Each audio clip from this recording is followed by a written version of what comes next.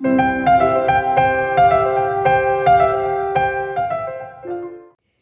kidneys maintain homeostasis by maintaining pH balance, water balance, salt balance, blood pressure, and oxygen levels in the blood.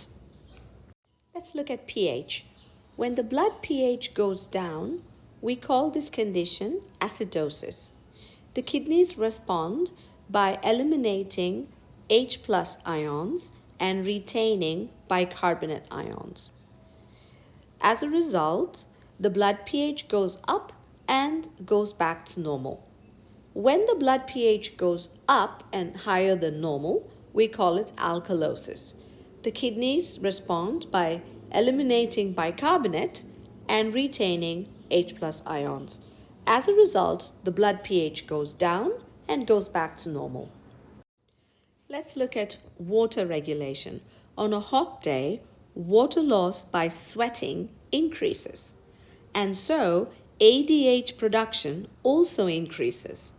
This causes water conservation by the kidneys to go up and water loss via the urine to go down.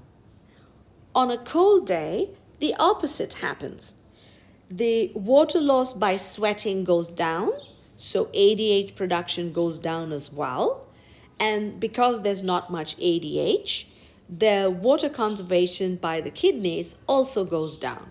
So the kidneys end up producing more water in the urine. So you have water loss via the urine increasing. Now for the blood pressure. When the blood pressure goes down, it is sensed by the kidneys. The kidneys then release a hormone called renin.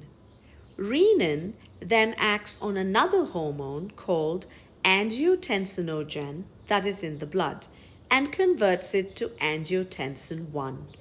Angiotensin 1 is not functional. It must turn into angiotensin 2. To convert this, there is an enzyme called angiotensin converting enzyme. Angiotensin 2 then can increase the blood pressure. In this way, the kidney helps to regulate blood pressure. Let's look at salt balance. When potassium levels in blood increase, it activates the adrenal cortex. The adrenal cortex then produces a hormone called aldosterone. Aldosterone then activates the kidneys, and the kidneys respond by retaining sodium and eliminating potassium, and potassium levels go back to normal. Let's look at oxygen regulation and RBC level regulation. Hypoxemia is when there is low levels of oxygen in the blood. When this happens, it is sensed by the kidneys. The kidneys respond by producing a hormone called EPO. EPO then activates the bone marrow.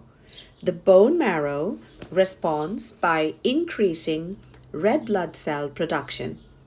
When that happens, red blood cell numbers increase. This increases the oxygen carrying capacity of blood, and so oxygen levels in blood increase and go back to normal.